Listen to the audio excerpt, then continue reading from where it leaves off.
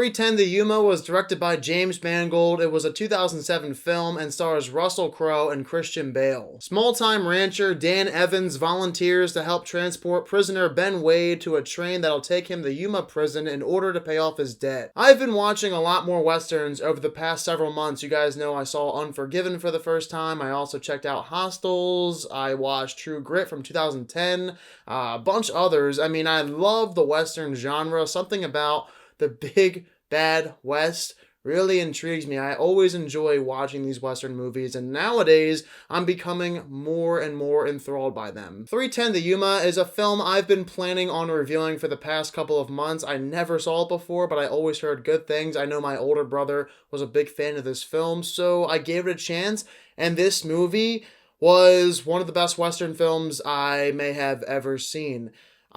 James Mangold, the man, is one of my favorite directors now. He's already directed several amazing films like Walk the Line, Logan, Ford vs. Ferrari, and 310 The Yuma cements that status, but you would not have a great film here if it weren't for some of the amazing performances coming from Russell Crowe and Christian Bale. Those are absolutely the two best in the film. Those guys are the stars, and I thought they were excellent in this movie. They always are incredible. I talked about Russell Crowe in A Beautiful Mind, my review for that. The man is never disappointing. In this film, he plays a villain, which is a lot different than anything else I've seen him do before, and he's really good. He plays a charismatic villain, one that you like and don't like. You know he's not a great person. He's killed tons of people. He himself in the film even talks about how he's a bad guy, doesn't have any morals, but underneath the surface, you think to yourself, maybe he's not so bad, because there are things in the film that would make you think differently about his character. As for Christian Bale's Dan Evans, he's a character that I truly cared about. When I watch westerns,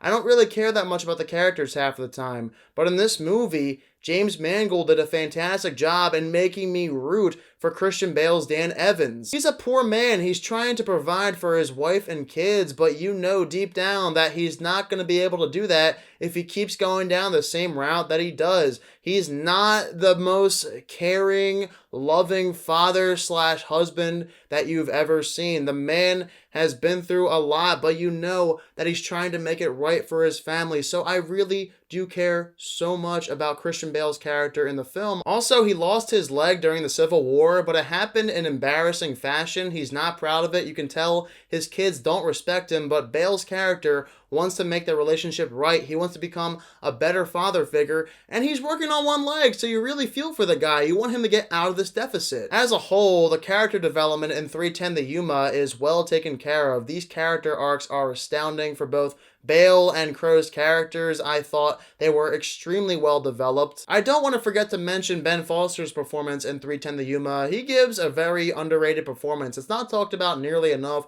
Whenever I hear people talking about 310 The Yuma, all I ever hear is Bale and Crowe's names, but I never hear Ben Foster. The man deserves more credit for this performance because he really is amazing. I love the dynamic between Bale and Crowe's characters too, because you think they might hate each other, but at the same time, you know they don't really mind each other, and it's more of a love-hate relationship if anything else. And the conversations as well between these two characters are great. I found out so much more information about each of them through these conversations. Some of these conversations might be the best scenes in the film. They talk a lot about being morally good. You know that Christian Bale is trying to be as good to his wife and kids as he possibly can, and Russell Crowe is trying to stick to being that bad guy, but through these conversations, we see a much more complex relationship than on the surface. Did I mention how fast-paced 310 The Yuma is? The first 45 minutes move by with ease. After that, there are a few slow moments, but for the most part, 310 The Yuma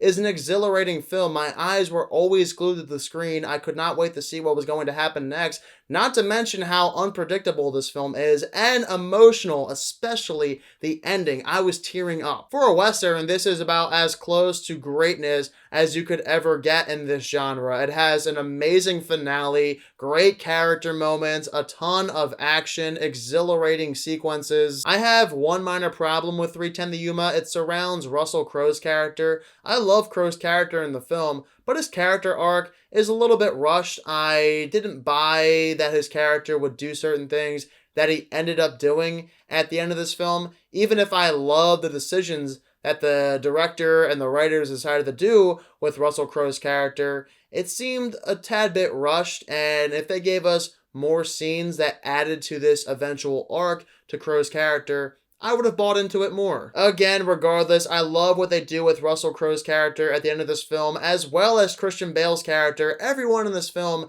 is amazing. James Mangold, this man never disappoints, and I am so happy to say that 310 to Yuma is now one of my all-time favorite westerns. I'm giving 310 to Yuma a 96%.